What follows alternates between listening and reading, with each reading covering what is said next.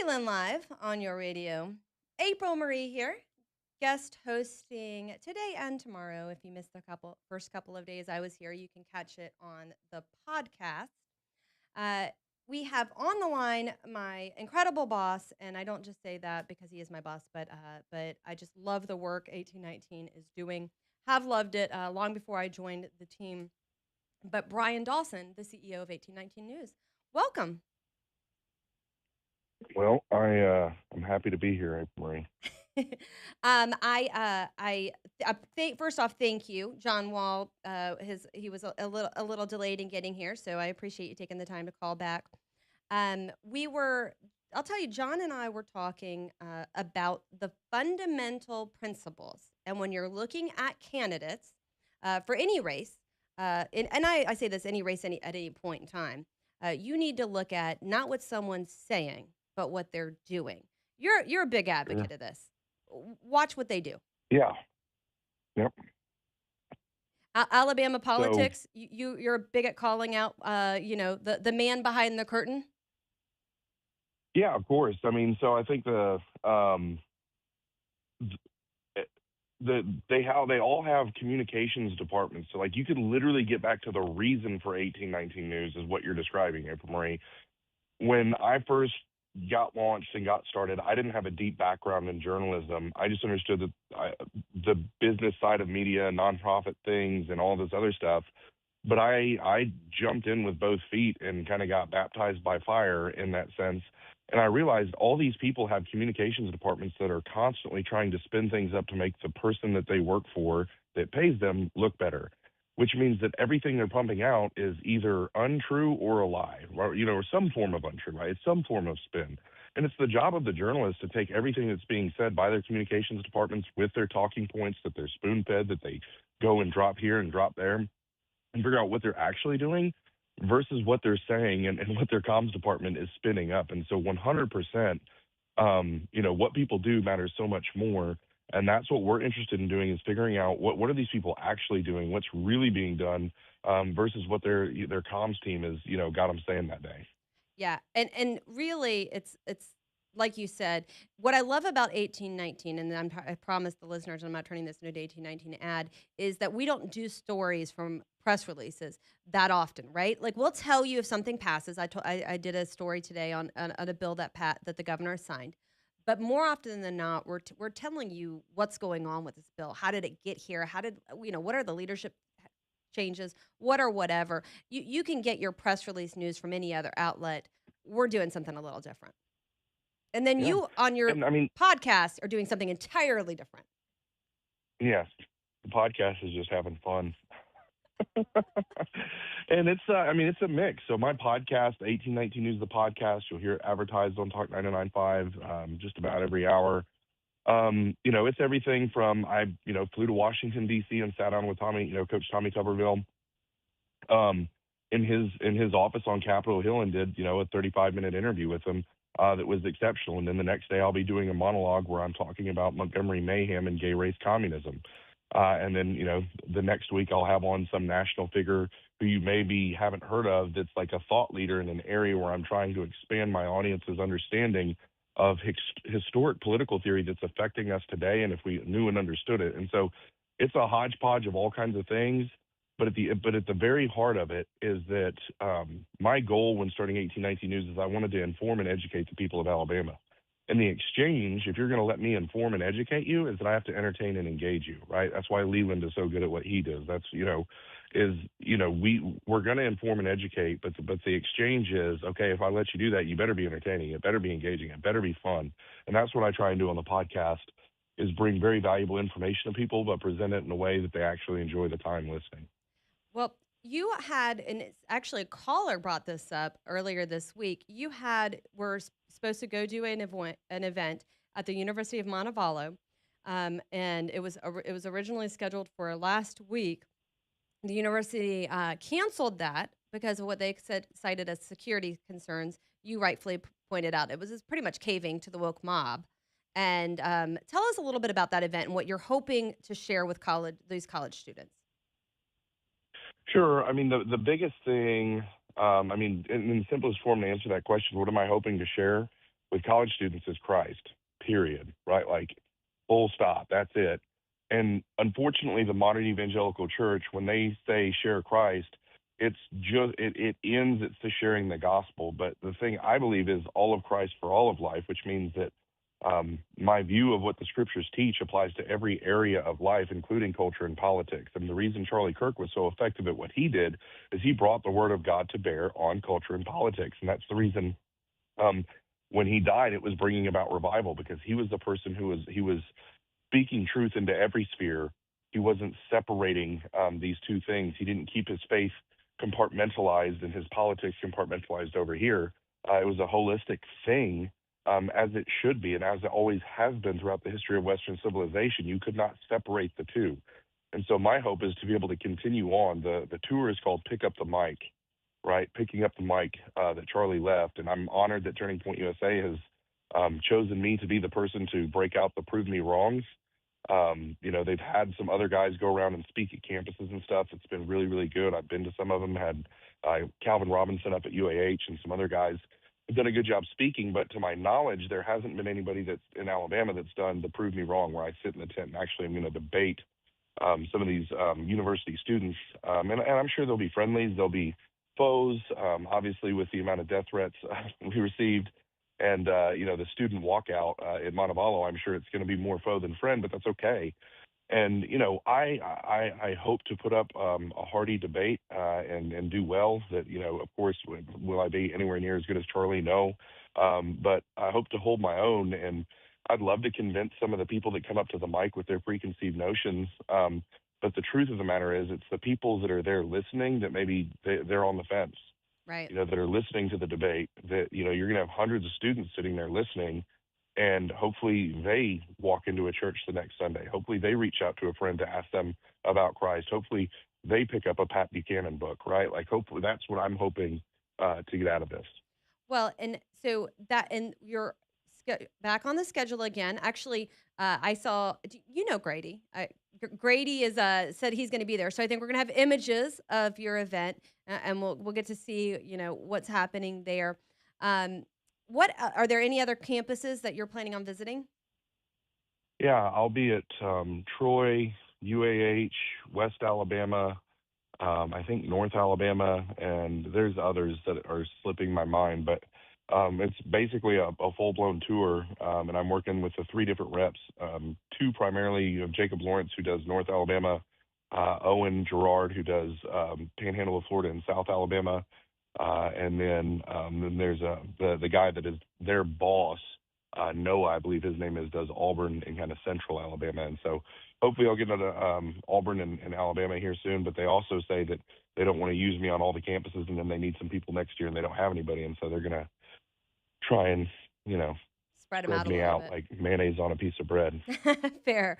I've been talking a lot. Obviously, there's a lot going on nationally. Trump, from the, things go. Trump having his new and I am his new peace committee that met today, and it is the board of peace. There you go. And then him going to Georgia and talking about how the Democrats under Biden had put a stranglehold on our national economy, on American businesses, and he's looking to put America first. Of what's going on nationally, what are the things you're looking at right now that have grabbed your attention? Um, Geez, there's so much, and I've been so focused at the state and local level. I still think immigration is our biggest issue, and obviously, as a Christian, I believe abortion is the biggest issue. But I've said this before that if you don't have a nation, you can't outlaw abortion in your nation. And immigration is the biggest civilizational threat we have to ending our nation. And if we're going to outlaw abortion, we have to have our civilization, we have to have our nation, right? And so I think that immigration and voter integrity are the two biggest things that we have to get right. Very much, if we cave in any of these areas, you're just going to embolden the leftist mobs. Fraud, I would say, is the third. And so the three biggest issues I see nationally: immigration. We have to get the people who do not belong here out, specifically beginning with the people who are hostile towards our way of life that refuse to assimilate. No and they're brainer. criminals. No brainer. Earlier Yeah, today, no I was brainer. talking about this. Marco Rubio. I like how the left loses their mind every time Marco Rubio is like, hey, you're a guest here. If you're on a visa or you're going through the immigration process and you do or say anything hostile to our nation, our values, our constitutional rights, you're gone because that's what you Yeah, do. Like if someone's in your house and they disrespect you, they leave. You ask them to go. I hate how yes. the leftists are acting like this is a totally puzzling concept to them. Well, and it's weaponized toxic empathy, suicidal empathy, whatever you want to call it. And our churches have actually play a huge role in this. Our people have been catechized from pastors in the pulpit that bringing in refugees from the third world that are actually, you know, completely at war with our way of life, that it's actually loving your neighbor to do that. And this is a Christian case for it. Let me tell you the Christian case for why you should bring in these people with a 68 IQ that are going to defraud the Minnesota government for, $4 billion or whatever. And it's just, it's so predictable for people who aren't stupid. I guess we can say it now. It's 2026 retarded. That if you bring people in that are this way, they're not their toes aren't going to like touch the sand on the shores they watch up on, and then all of a sudden they're going to become American because they clicked their heels three times and recited the Declaration of Independence in their third world language. That's not going to make them American. Somalians come to America and they're Somalians in America, and all they did was conquer a little section of Minnesota for Somalia, and now the flag in Minnesota is a Somalian flag because it was conquest. This is all conquest. All these people are coming to bring their way of life and force it down our throats. We can take a few people from foreign countries who love our way of life and how we do things and want to assimilate to it. I'm all for that. But what's happening right now is full blown conquest, and it's not about. Well, it's about three things. I believe I call it the Chamber of Commerce argument. The wages. There are people who want these people here because of they can pay them less, and supposedly they work harder or whatever. Then the second one is to replace the electorate, but I also think it's more sinister than that. I think that they want to replace white Christians in our nation by bringing in people from the third world that are not Christian to destroy our heritage. And so those are the three things that I think they're attempting to do. When Biden was in, he just opened the border for 20 million illegals to pour through. All right. Well, tell our listeners where they can find your podcast, where they can read your opinions, all the places. Sure. So YouTube is the best place. We're really trying to build up our YouTube following. I had a very good YouTube following and was kicked off of YouTube for telling the truth. We're back on now and trying to build up that following. So go to YouTube and just put in the search bar 1819 podcast. But you can go to Spotify, Apple Podcast, anywhere podcasts are found, and put in 1819 News, the podcast, and find me there. Obviously, 1819news.com. Find everything that we do there and follow us. And then if for our supporters, people who support us substantially financially, at least $5,000 a year, I actually communicate with them once a week as well. But, All right. Good to there's know. that. Well, thank you so much, Brian. It's great to talk to you. I know you're traveling in between traveling. Hope you get home safely, and we'll talk to you again soon. Thank you. All right. Bye-bye. I blew right through a break there. I was listening to Brian and didn't even see it. So we'll take a quick break here, and when we come back, we'll jump back into the national headlines, including Mark Zuckerberg's conversations in the trial he testified in, and Alabama passing the bill to limit some of the apps. There's pros and cons of this. I want to get into that a little bit later. You guys hold tight. April Marie here.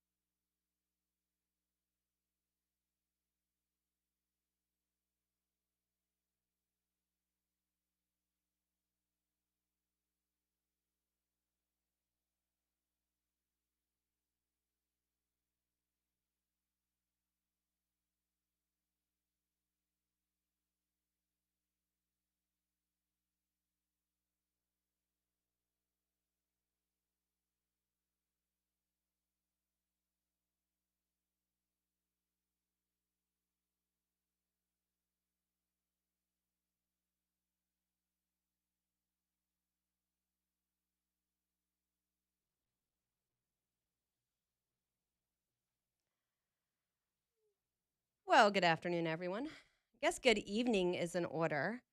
It is 5:24. If you are out there on your evening commute, be safe on those roads. Pay attention. Don't text and drive. All the things we want you to get where you're coming and going from safely. AJ in here, April Marie guest hosting. Keep AJ trying to keep me out of trouble. I would like to point out, AJ, while you're trying to keep me out of trouble, JD is trying to get me in trouble. So he's apparently listening Mhm. and putting little bugs in my ear to say things or get my guest to say things. That's a troublemaker you've got there as your co-host. Oh yeah, Just yeah. throwing that He out there. loves a little trouble. I was like, JD, I can't say that. And then he was like, and then he was giving me a hard time. If y'all missed it earlier, I was talking about the what is really, and it's the most underreported story of the week. Okay, the most underreported story of the week is the case in Georgia where the father is being charged with crimes, with a number of crimes related to his son who had a school shooting. And so, if you're not following this, it's really important because here's the thing: you will be hard pressed to find a Second Amendment supporter as strong as I am. I genuinely, I I used to be a one issue voter, and if I heard the words common sense gun control come out of anybody's mouth or common sense gun regulations, it was an automatic, I ain't voting for you. Okay. There is no common sense to legislating or banning or restricting the lawful fire, the Second Amendment rights of lawful individuals, period. Okay. No gangbanger in the history of crime has ever woken up in the morning and is like, I'm going to go out and commit a crime. Oh, wait, they just passed a law. It's something that doesn't happen.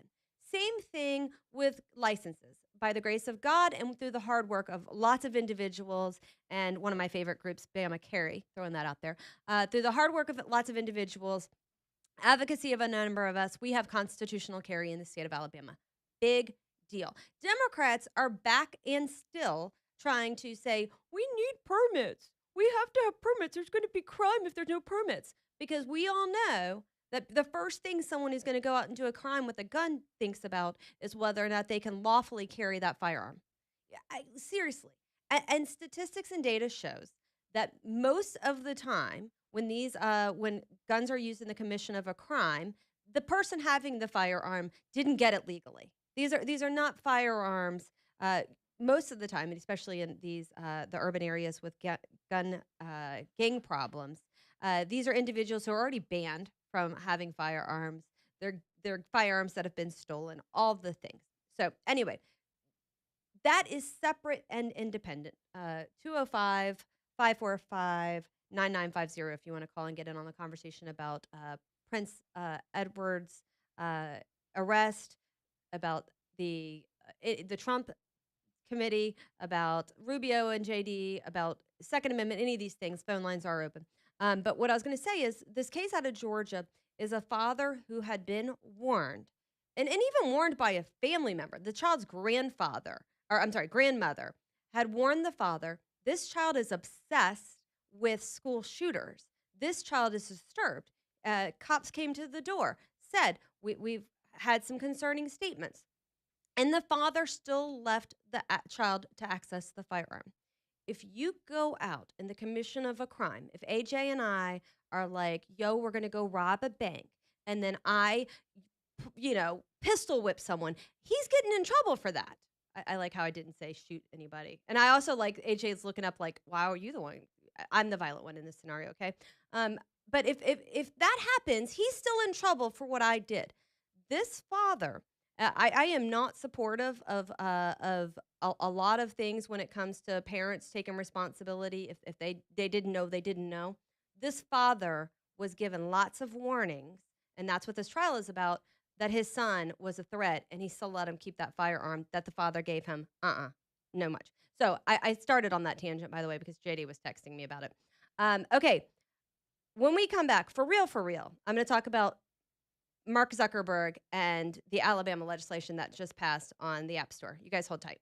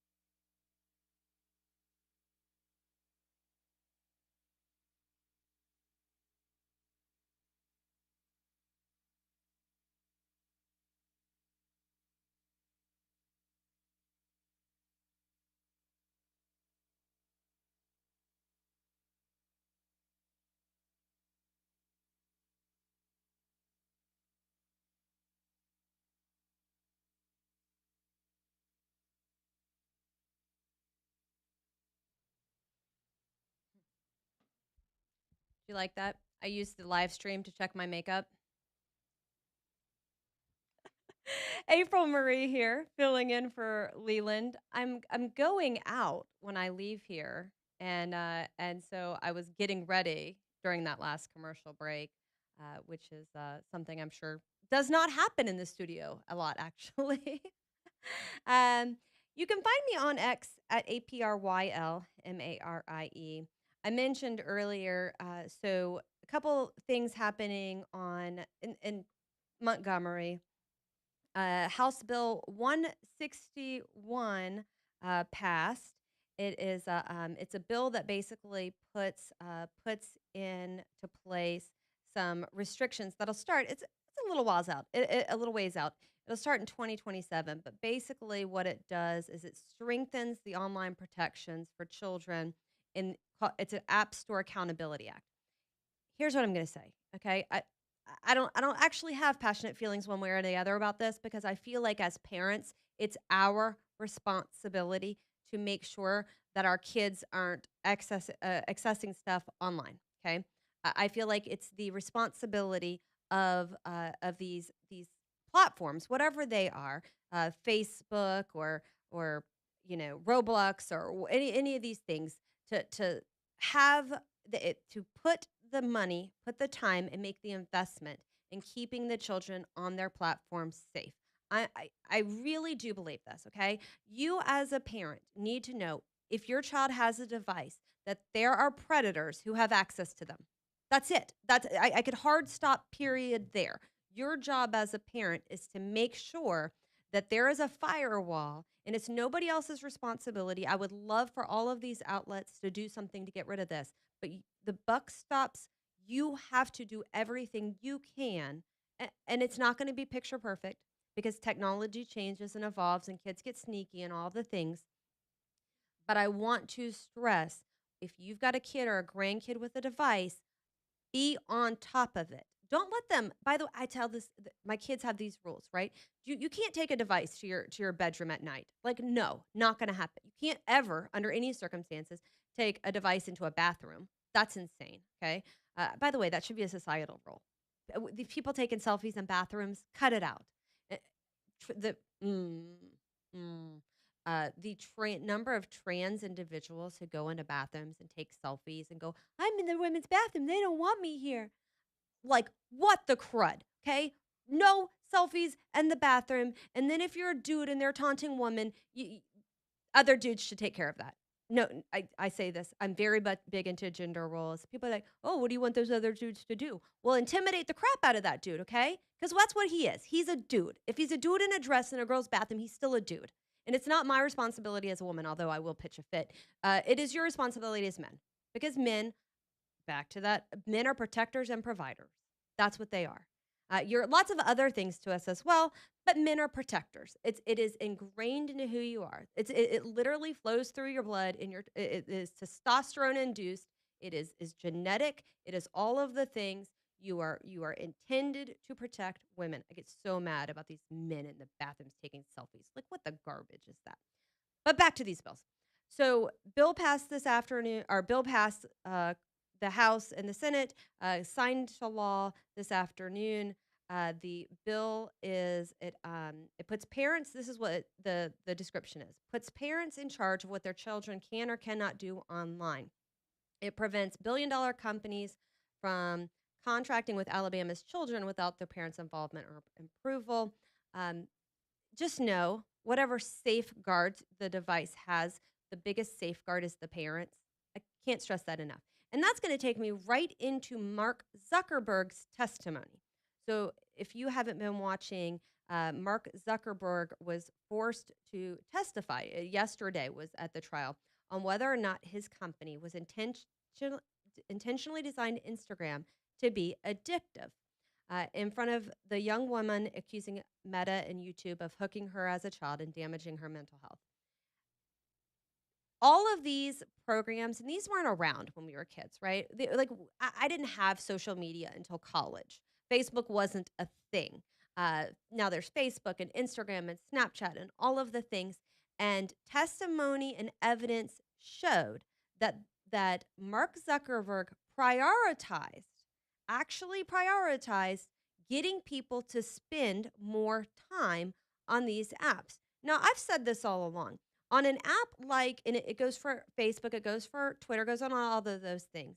If you're not paying for it, you are not the consumer, you are the product, okay? What is happening is all of these companies are selling access to you. They're selling their ability to get ads in front of you. And the same goes for kids and young teenagers. And it has a devastating impact on the mental health. And quite frankly, it can have a devastating impact on just about anyone's mental health. But this case is about a woman who is specifically saying that Meta, through Instagram and YouTube, they are designed with addictive features that were intended to hook her as a small child. There are hundreds of these cases pending. We've seen from the documents that were approved at court that there was internal dialogue about how about the intention of the founders of these programs, who are saying that their goal was more time, because more time on the device means more advertisers you see. More advertisers is more money they make. There are all sorts of things. The intention of these companies, this is a quote from one of the lawyers, the intention of, uh, of, of the company was to prey on teens, exploit them so that they can make greater profits. This was done intentionally, not by accident. Um, at the end of the questioning, one of the lawyers brought out a prop, a poster multiple feet long, held by 7 people with hundreds of photos that this young lady had posted on Instagram. And basically, they're showing that there's a direct correlation towards the compulsive behavior of checking your app, of wanting to participate, of chasing those likes. I say this all the time. I've got a young daughter. She's now a teenager. That thought blows my mind. I can't get used to it. It's been a month and I still can't get used to it. I have a teenager. Um, but one of the hardest things in life is to say no to these precious little eyes, looking up at you. But you've gotta. My kids aren't getting social media. There is no social media in my house. There's no TikTok, no Instagram, no Facebook. And I don't say this like, woohoo, I'm doing this. I say this because just like I'm not giving them drugs, I'm not giving them this. Now, I do fight, and it is a constant struggle with my boys over some of the games they play. But we still have, with all the safety features, there's no such thing as safe device time. It is, even if there is a predatory threat, there is an addictive threat, and that's what this trial is bearing out. And so I want you guys to keep an eye on that, because it's not the Epstein files. It's not aliens, which we saw Trump talk about today. It's none of those things, but it's incredibly important. All right, I've talked myself right into our last break before I end the program. I'm going to take this break, and then I'm going to come back and summarize some of the top stories of the day. Did I go to? Now I'm over here just throwing AJ for a loop. Okay, quick break. We will be back in just a minute. You are listening to Leland Live with April Marie.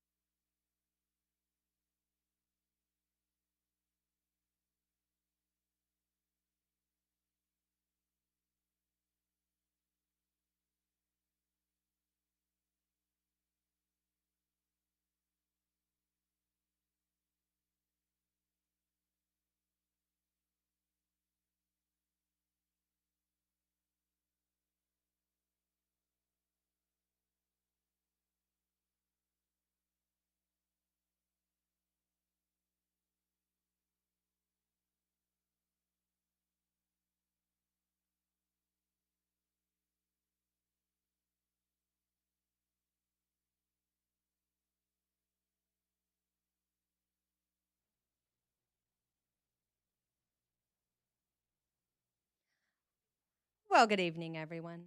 April Marie here, filling in for Leland. Back again one final day tomorrow. As we wrap up today's program, want to hit some of the highlights, some of the things that have gone on since I got here at 2. We have seen Trump with the Board of Peace meeting, applauding J.D. Vance and Marco Rubio, teasing them a little bit, and talking about the United States' role in peace and bringing people to the table. And so that happened earlier in the day. Trump then went to Georgia, where he gave a speech talking about the impacts of tariffs and what he has done in talking with other countries and negotiating for better trade deals and negotiating for American goods to be at the forefront, bringing jobs back to the country. As I was looking at, so as I was looking at the coverage of the Georgia event, there is a piece right at the end of the event, and I would assume it's the factory worker, one of the hosts. As he's getting ready to close out the event, he says to Trump, he says, "Hey Trump," he's like, "One last thing. My daughter is here," and he identifies his daughter. I think her name was Tallulah. He's like, "She's here. She's in the audience, and she got detention for coming here." And he asked the president for a pardon. And so the president walks back to the mic, looks at the young girl, and tells her she has a pardon, which entertains me to no end, um, because the girl went to see the president of the United States. Here, and back to topic number 3 of the day, we are seeing ICE protests get completely out of hand, kids walking out of school. This is probably what I'm seeing. I'm seeing 2 things in my feed. We're going to get to the Prince Andrew arrest here in a second, but we're seeing my feed is pretty much full of Trump and his comment about Obama leaking classified information about there being aliens. It's about Prince Andrew being arrested, and then Trump's comment saying um, saying that he was sorry that happened. I'm going to give you the context of that in just a second. And then ICE protest with these students leaving schools across the country.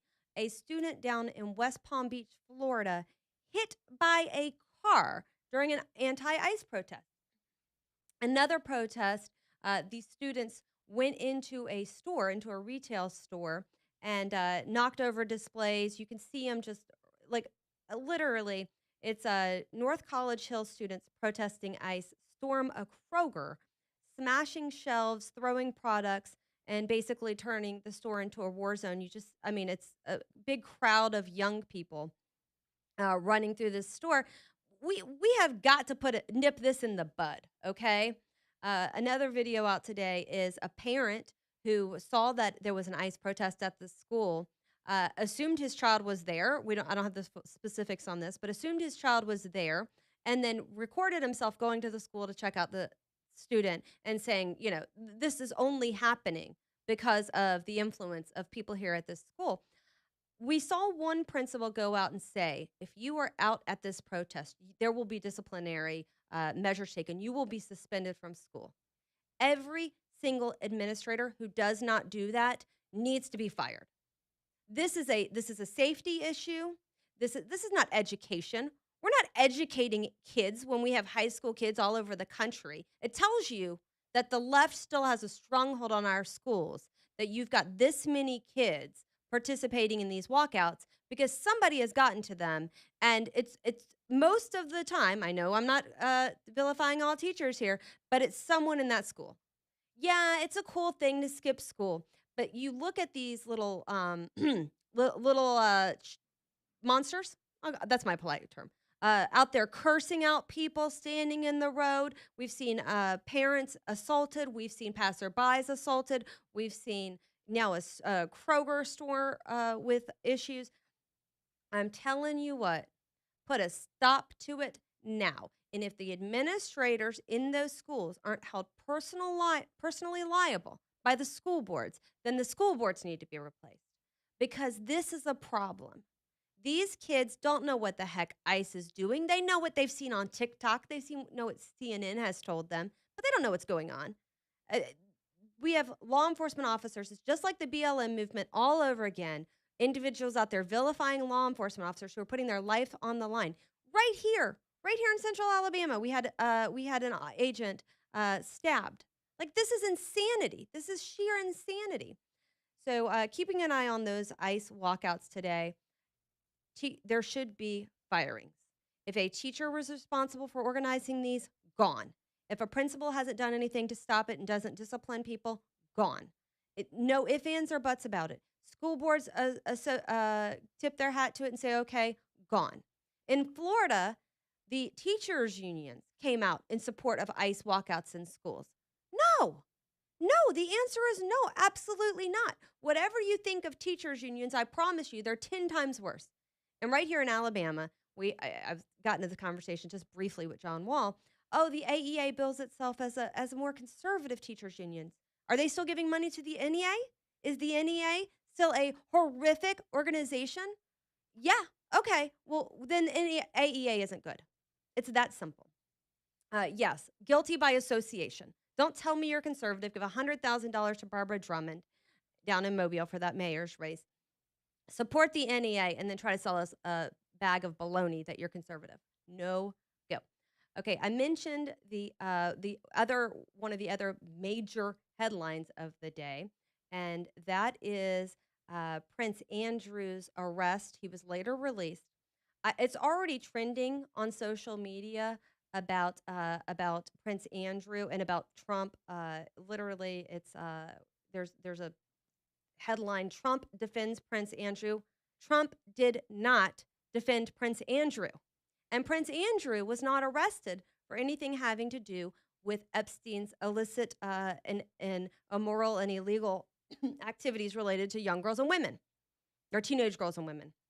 What I will say is read it for yourself. What he was arrested for was taking confidential documents that he got in his position, and in November 2010, he forwarded 5 minutes after he received it. He forwarded him a confidential brief on investment opportunities in Afghanistan. Epstein appeared to, part of the files show that Prince Andrew shared reports of Hong Kong visits, Vietnam, and Singapore, details of those. He is in trouble for sharing classified information. Don't let anybody tell you anything otherwise. All right. We'll also talk about. It looks like Barack Obama is weighing in on the classified alien documents. Man, I didn't get to that. Talked to myself right out of this show. All right, back again tomorrow. You guys hold tight for that. Where we'll talk about state and national issues. April Murray here. You guys have a great day. Well, hey, I'm gonna miss you tomorrow, but you're gonna be in good hands with the Birdmeister. Is he here the whole show tomorrow? Yes. Oh my goodness, me and John Bird. I'm glad you Yes. said that because he likes junk food. I can bring him junk food. I mean, you could have brought me something. I was gonna bring you a McDonald's milkshake. I had a whole plan, and you're not gonna be here. I owe you a Shamrock Shake. Dadgummit. Well, I see where your loyalty stands with. It's I had a Bird. whole It's okay. plan. I had a whole plan because my kids are going to be delivered here tomorrow during the show, Mm-hmm. and I had a plan for them to get McDonald's milkshakes for everybody. Mm-hmm. And now I realize John Bird's going to be here instead. Mm-hmm. And you need this too. I need a new plan. It's okay. I need a new plan. It's Do you have a alright. good show coming up? Yeah, always. Whole show. Is both guys going to be back with you? Yes, and do we have a special guest with the Shelby Chamber of Commerce? Oh, Andrea Gia. She's gonna be with us. is she going to come here? No, they're at the Oh, Redland. they're over there. Yeah, Okay. yeah, I'm here, but they're there. Well, you guys, you guys hold tight for that. I'll be back again tomorrow. Have a great evening and stay out of trouble. Goodbye, AJ.